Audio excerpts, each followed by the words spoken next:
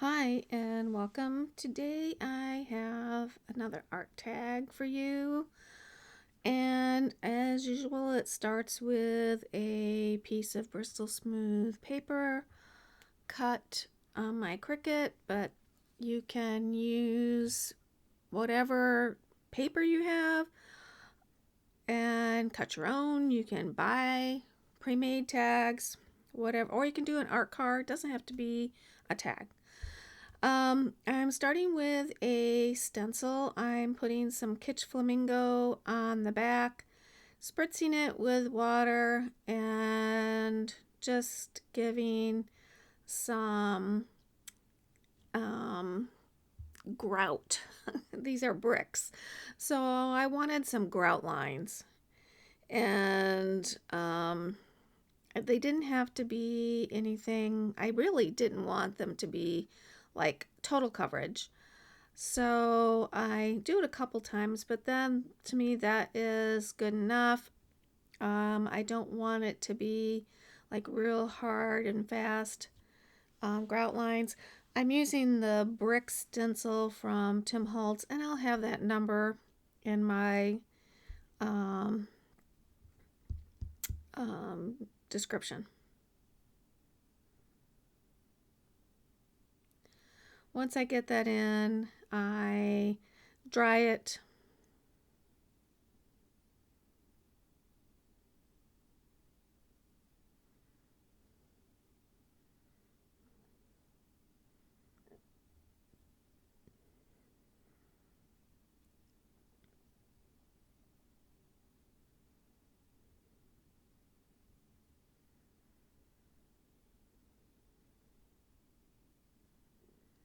And then once it's dry, I'm going to use the same stencil. And I had put the ink on the back side, so now I'm using the right side so that the grout lines line up.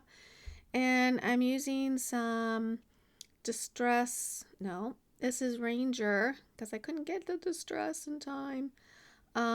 Crackle. It's fine. I have no issues with the Ranger. Um, I don't know. It's to me, it's working just fine. I think it goes on a little. Um, the texture is a little bit different. I think it's been a while since I've had a new container of the Distress to really compare. But so I'm just putting it on partially.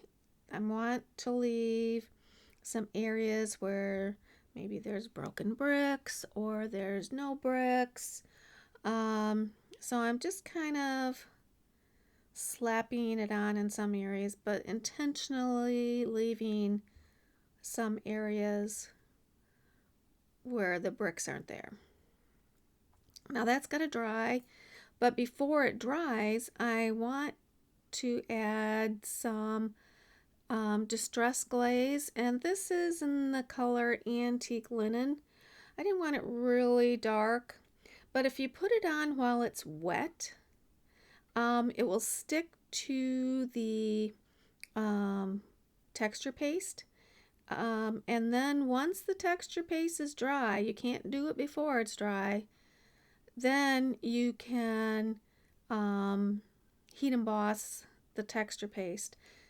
Well, you can heat emboss the embossing glaze on top of the texture paste.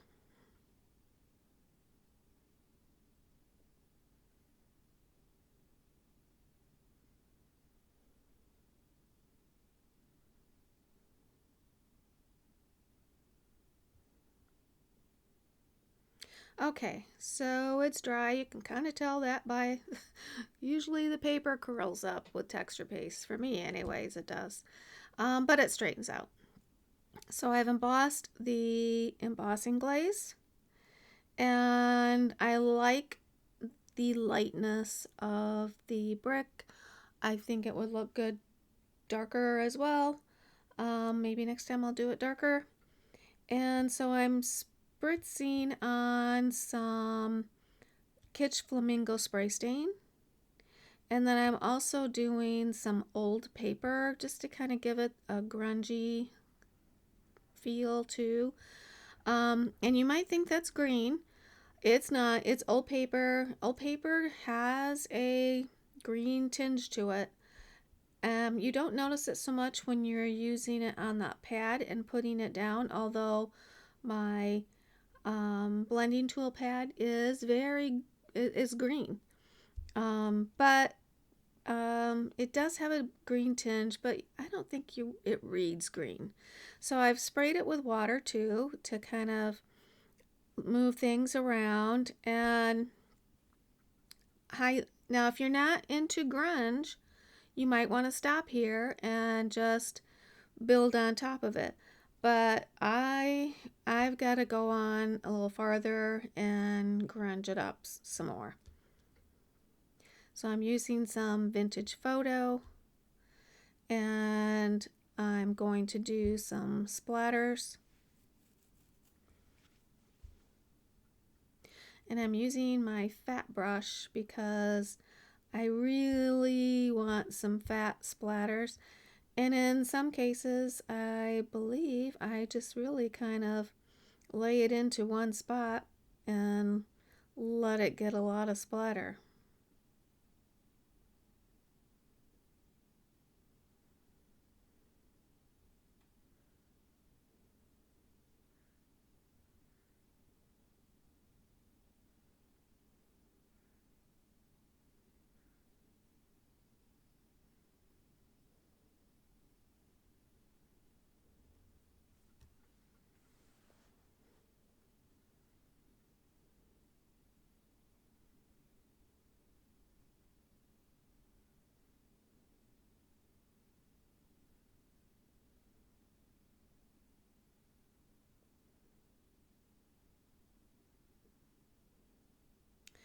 And then I'm going to dry it.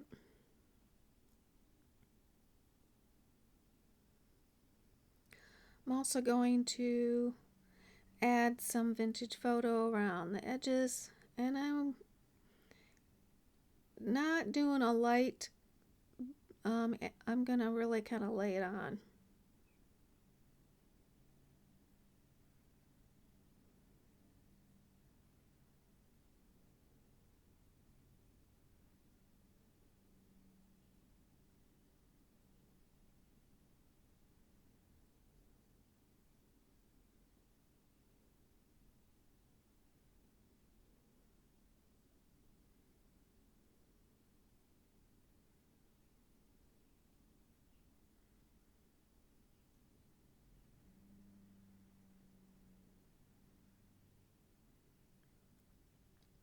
Okay, it's all dry now, and I've selected some things for my collage, and I'm just gonna be adding some vintage photo to all the edges just so they're not white.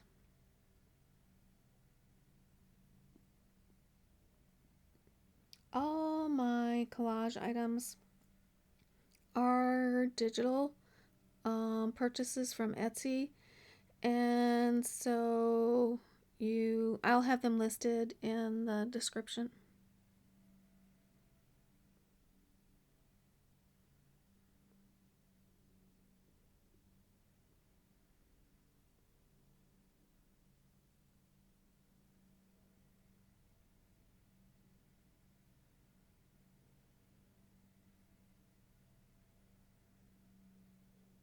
I'm just kind of laying them in place, and then I'll come back in and glue them down.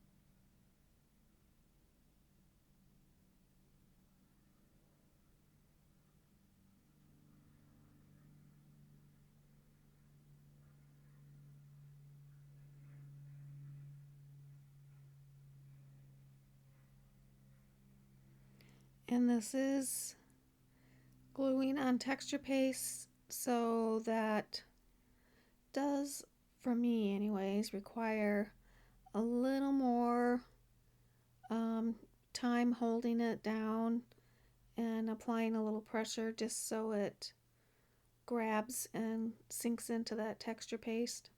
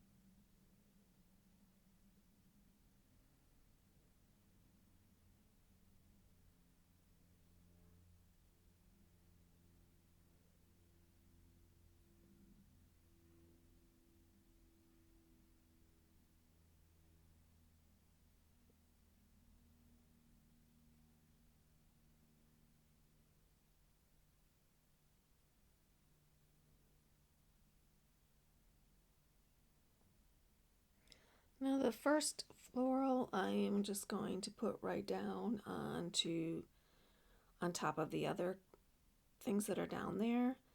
But the second flower I want to elevate a little bit. So I'm going to be using some 3D mini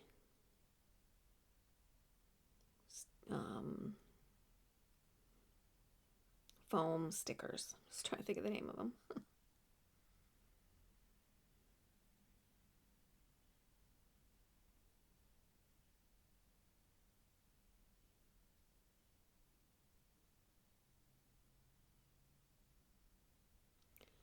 And I have some that are just little tiny ones.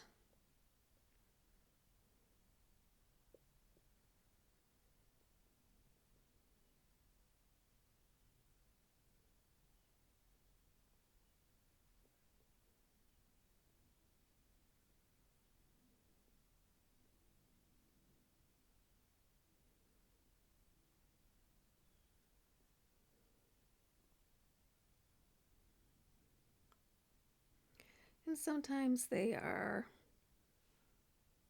very resistant to their plastic coverings coming off. So I do use this little pointy tool that comes with my Cricut, and that helps grab an edge and pull it off. Tweezers would work, unless you got great fingernails that can pull them off. Sometimes it's hard.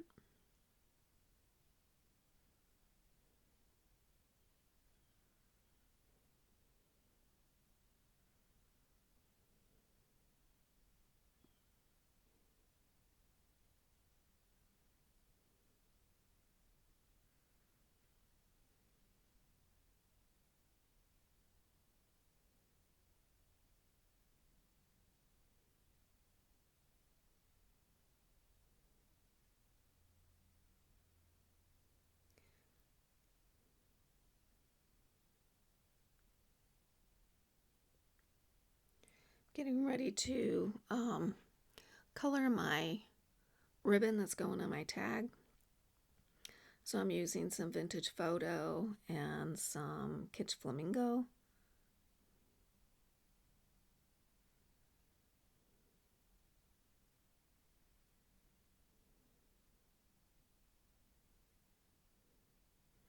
And this is available in my Amazon storefront.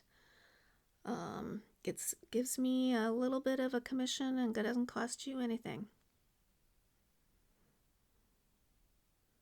If you want to check it out, it's in my description. And so I kind of crinkle that up and dry it as long as I'm patient to dry it. It doesn't take long, but Sometimes I'm just not patient enough. But the longer you let it dry to completeness, the more it'll retain its wrinkles.